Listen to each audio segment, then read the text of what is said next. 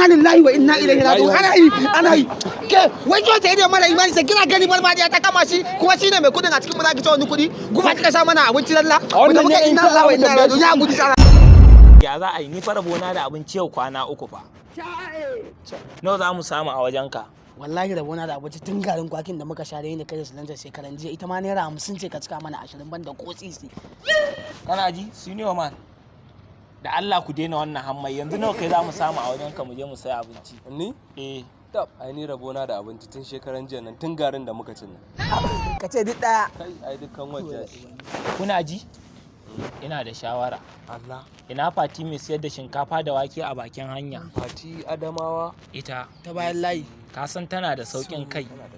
Yanzu abin da zamu ka gane. To ya za a yi haka dole sai mun cuce ta. Mu je wajenta mu sa ta mana plate 500 tana gama mana plate din nan ka gane sai kun tabbata da kun cinye mun cinye ka gane kawai zan fara farfadiyar ƙarya. Ina fara farfadiya ka gane kawai sai ku ɗauke ni mu ware dumai ta kuɗin ta sai ta jira wallahi ba ke saki tambaye mu kuɗi ba. Aka ce baka da lafiya. A ai rashin lafiya ta kori komai maza. Ya mutumi na kana da talent dan. Abinci can za yi. Ka iya abinci fa mai abincin nan fa. Abin da yasa ake burge ni abincin ki a kaf Kano ba inda zaka je. Fati mai abinci. Yasa ko Ya kasuwa. Fati muna jin daɗin mu'amala ne san me yasa saboda kin iya abinci. Wallahi wallahi. Ai in ana magana abinci aka zo nan ai an gama. An gama.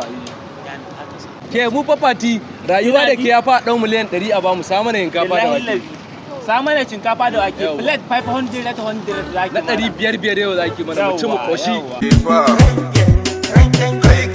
Kai ai da zafi fa. Da hakan sai na rage zafi fa. Da daɗi shinkafa da daɗi. Wallahi tana da daɗi. Shinkafa da daɗi. Wallahi tana da daɗi. Ta kin iya abinci. Fati nawa ne kuɗin ki yi magana. Nawa? 1,500. 1,500 ne kuɗi. Kai! Kai! Inna lillahi wa inna ilaihi raji'un. Ahmad! Inna lillahi wa inna ilaihi raji'un. Mai abincin ruwa inna lillahi wa inna. Tashi mu tafi dauke shi mu tafi. Inna lillahi wa inna ilaihi raji'un. Ana yi ke wai zo ta yi da mara imani sai kina gani farfadiya ta kama shi kuma shine mai kudin a cikin mu zaki ta wani kudi kuma kika sa mana abinci lalla wanda muka inna lillahi wa inna